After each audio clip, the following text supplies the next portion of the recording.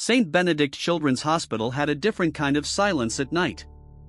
It wasn't just the absence of noise, it was as if, after visiting hours ended, the walls themselves held their breath. Celine felt it on her very first overnight shift.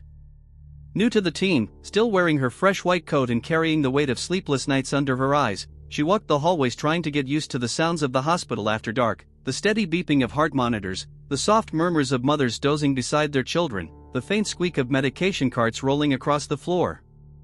At 2:23 a.m., while restocking supplies in the pediatric wing, Celine noticed something unusual. The door to the hospital chapel was slightly ajar. A soft glow spilled out, along with the gentle hum of a lullaby. Curious, she approached quietly. Inside, seated on a worn rug, a woman with her hair pulled into a loose bun cradled what looked like a baby in her arms. "Sleep tight, John. Mommy's right here," the woman sang in a voice so tender it almost hurt. Celine backed away slowly, careful not to be seen. When she returned to the nurse's station, she turned to a veteran colleague and asked, "There's someone in the chapel, with a baby? At this hour?" The woman gave her a look filled with both compassion and fatigue. "That's Helen. She comes every night. Doesn't bother anyone. Just let her be." "But, with a baby? He's not real. It's a reborn doll. His name's John." "Why would she do that?" "Because the real John was admitted to room 7. And he never made it out." Celine said nothing. She returned to her duties with a lump in her throat. That night, she had a strange dream, a dimly lit room, the echo of a lullaby playing over and over, and a woman whispering, "You lost someone too, didn't you?"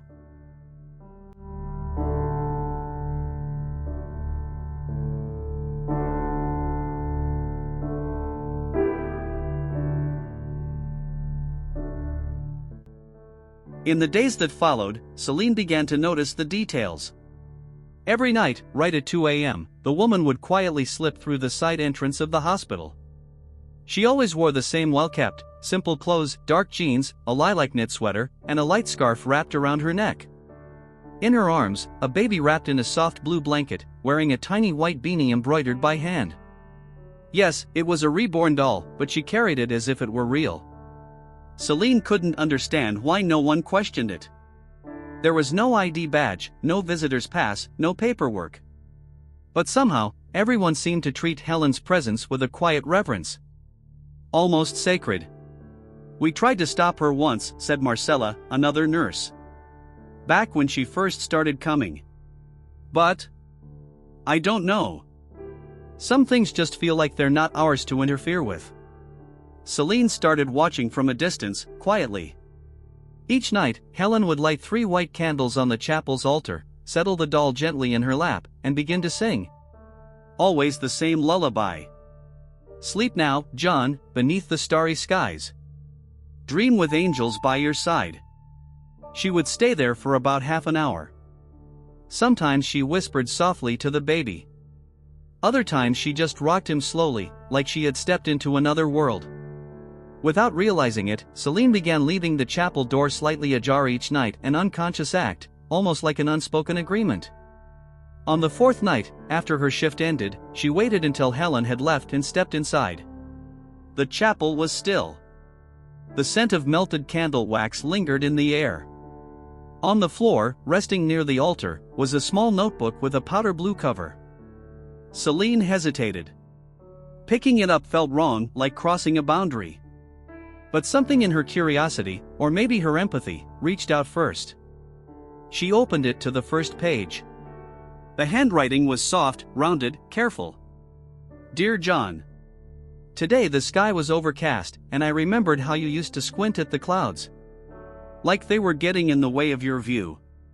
Celine closed the notebook slowly, feeling a knot rise in her throat. Taped to the front cover was a little sticker. "John's journal, with love, from Mommy." That night, Celine sat for a while on a bench just outside the hospital. She looked up at the sky, thinking about babies who leave too soon. Thinking about how grief finds its own strange ways to survive, even through a silicone doll and a notebook full of memories.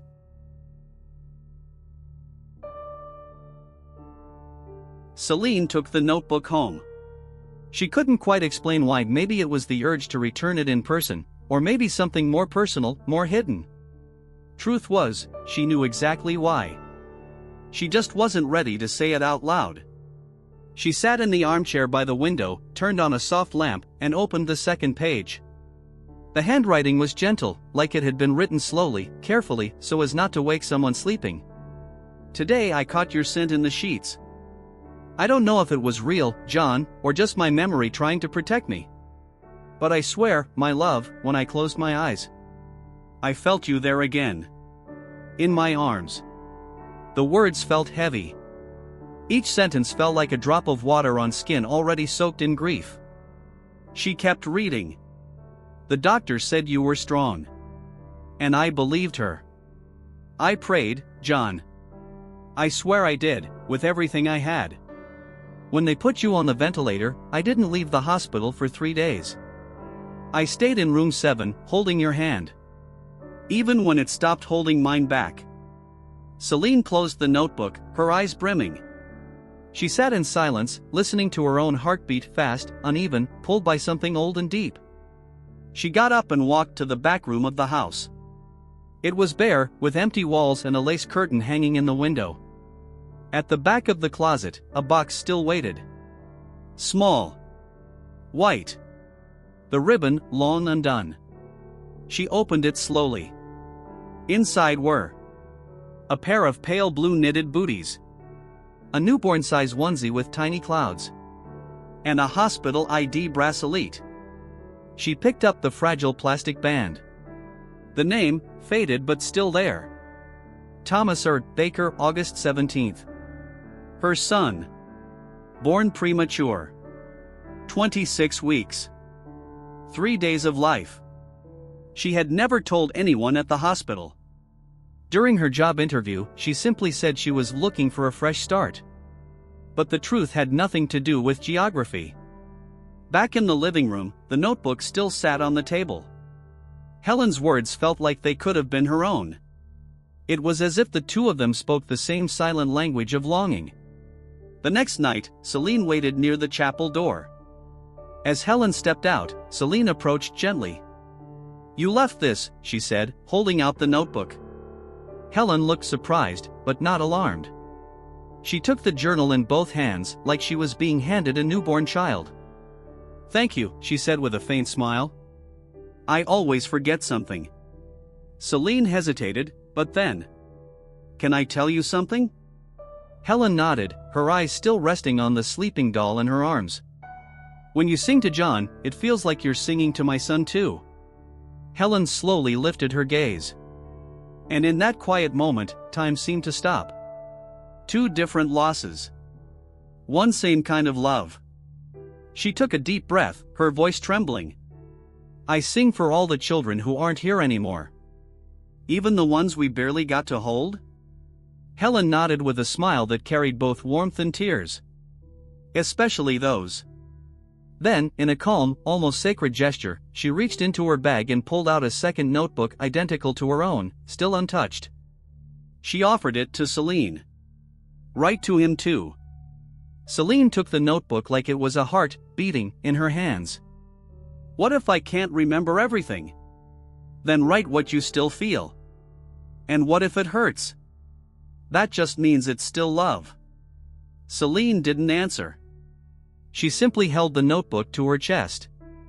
Like someone finally allowing herself to feel, without fear.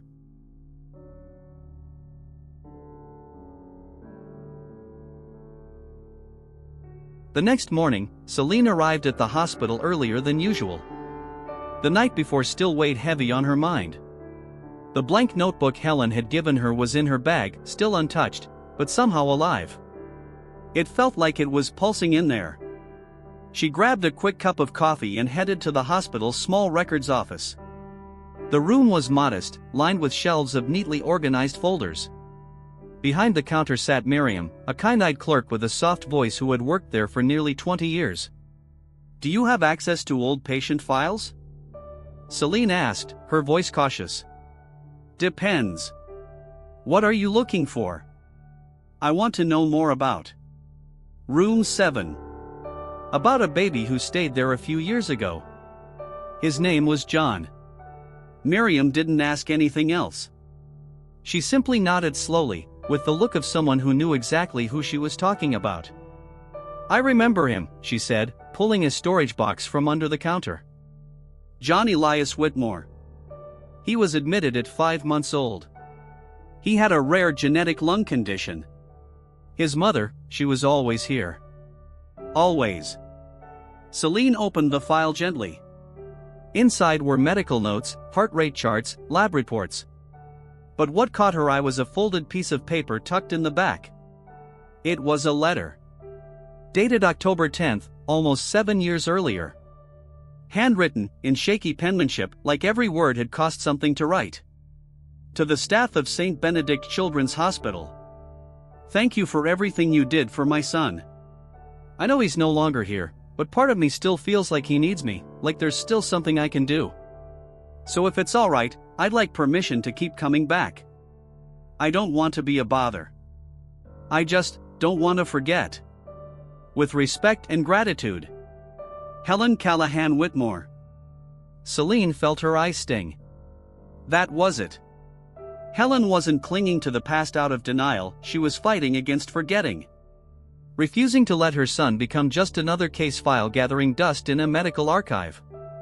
On her way back through the pediatric wing, Celine passed a bald little boy holding a well-worn teddy bear.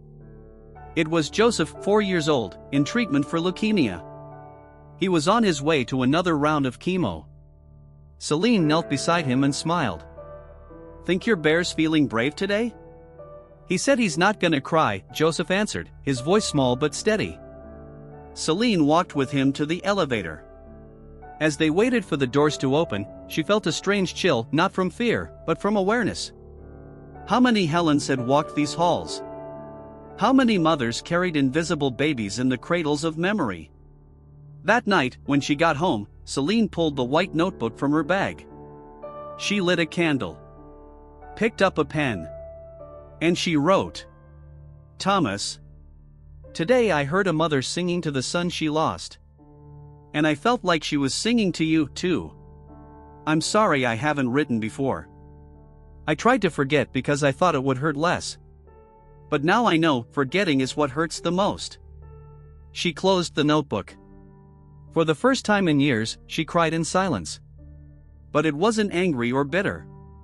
It was soft, like opening a window in a room that had been dark for far too long. Outside, the wind moved gently. As if it were carrying a small piece of pain away.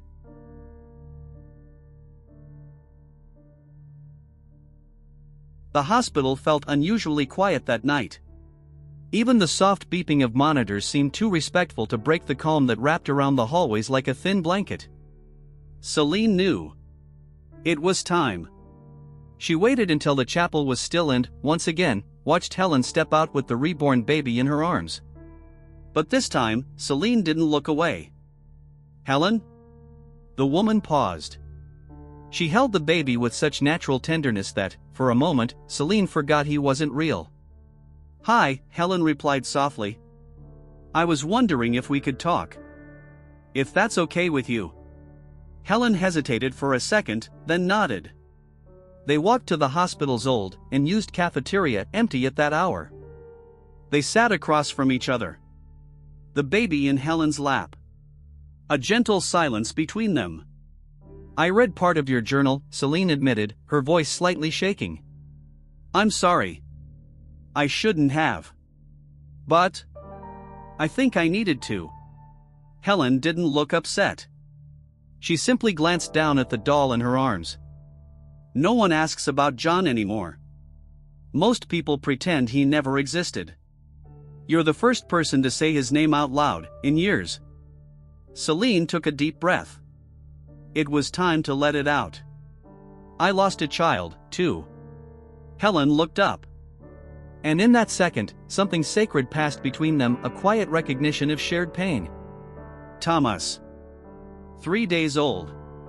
Premature birth. I never saw him outside the incubator. And I never really said goodbye.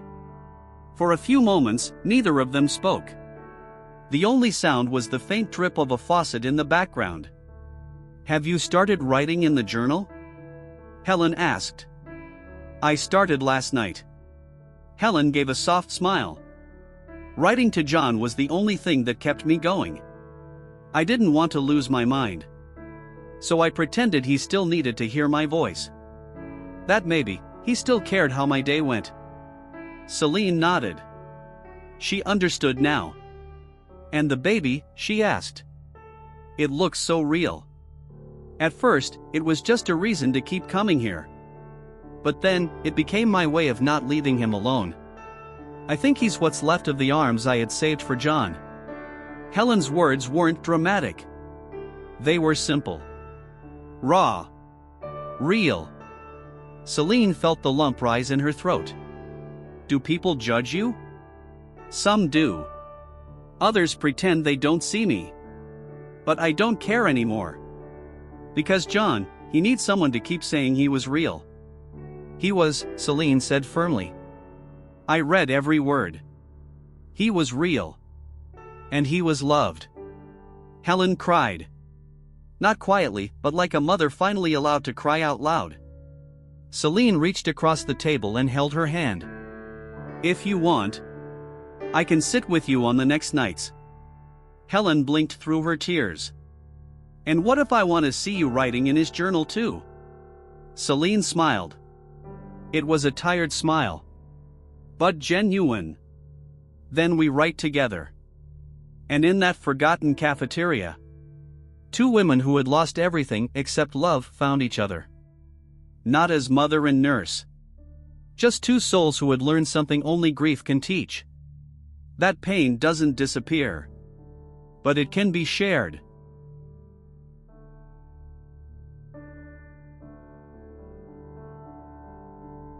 The following week, Helen arrived at the chapel without the reborn baby in her arms. Celine was already there, waiting with a lit candle and two open notebooks resting on a side bench. For a moment, the emptiness in Helen's arms felt loud. But something in her expression was different. It wasn't absence. It was peace. It was choice. "I let John sleep at home today," she said with a timid smile. "I think he deserves some rest too." Celine nodded. No words were needed. They sat side by side and wrote in silence for nearly an hour. Then, Helen reached into her bag and pulled out a small white cloth tote. "Remember I told you I'd kept all of John's things?" Celine nodded again. "I've decided to donate them." "Are you sure?" "Not really. But maybe someone else needs them more than I do now." Inside the bag were a cotton onesie with little whales, a pair of soft blue baby socks, a cloth book titled "Goodnight, Little Star." "I want to bring this to the children's shelter down the street," Helen said. "Will you come with me?" Celine went with her that same morning. The shelter was modest, with toys scattered around the front yard and little voices echoing through the windows. When they handed the bag to the woman in charge, a kind lady named Hillary, Helen couldn't hold back her tears. But this time, she cried with a smile. Hillary seemed to understand the weight of the moment. She gently opened the bag, pulled out the little book, and said, "This will go to Cindy. She has trouble sleeping. Maybe this little star will help." Helen reached for Celine's hand and squeezed it tightly. That night, back home, Celine wrote, "Thomas, today I saw your absence become something else, presence. A child will fall asleep with a book that might have been yours. But you know what I realized? You're still here. In me. In what I do.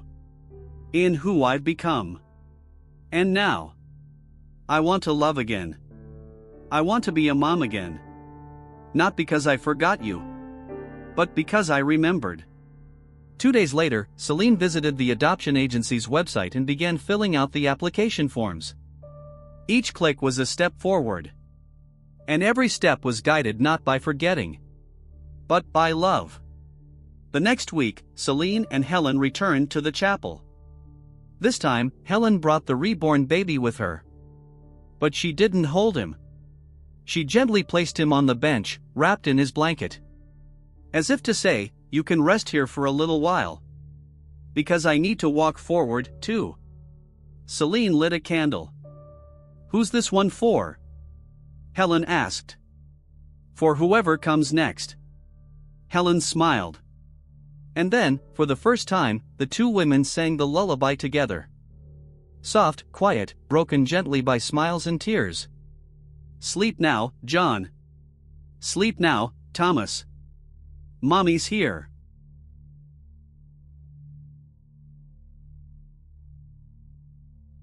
The email came in on a Tuesday morning.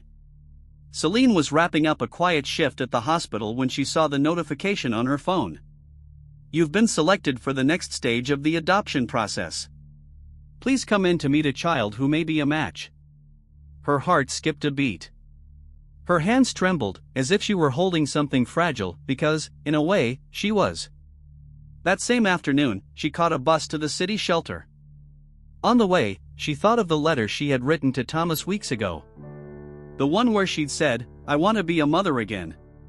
When she arrived, Hillary welcomed her with that knowing smile. The kind that understands everything without needing to say a word. Cindy wants to meet you, Hillary said gently. Celine froze. The name echoed through her chest. Cindy? The same little one with the star book. Hillary nodded.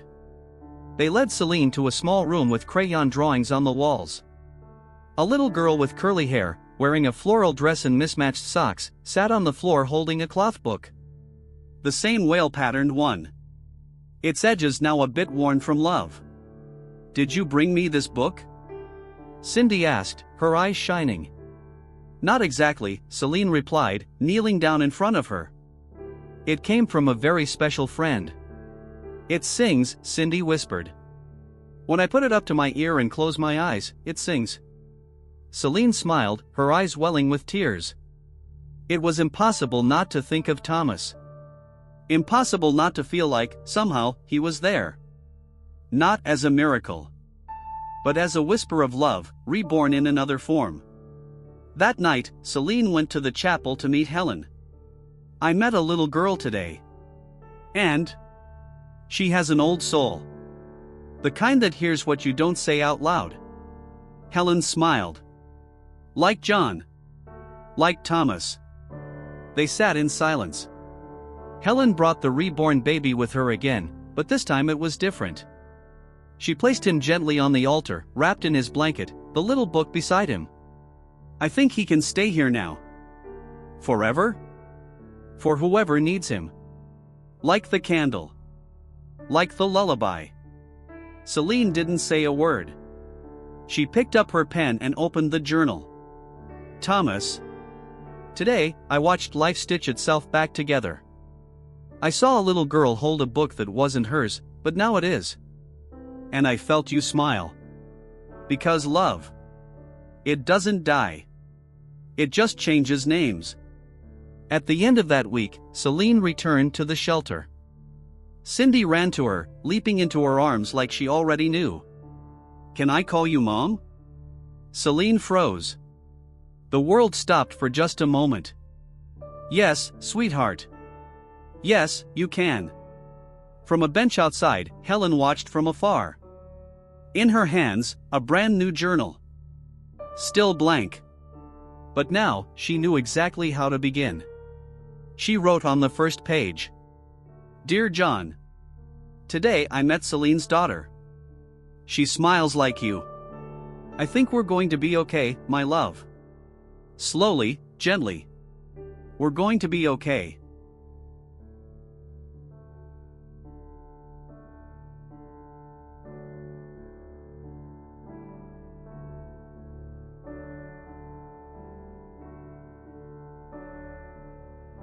Time passed with the gentle grace of something that knows how to respect grief. It had been nearly 5 years since that night in the chapel. The hospital was still the same dim evening lights, quiet hallways, the steady beep of monitors. But something had shifted. In Celine, in Helen, in the world around them. Cindy was now 9. She had grown into her curious eyes and calm presence.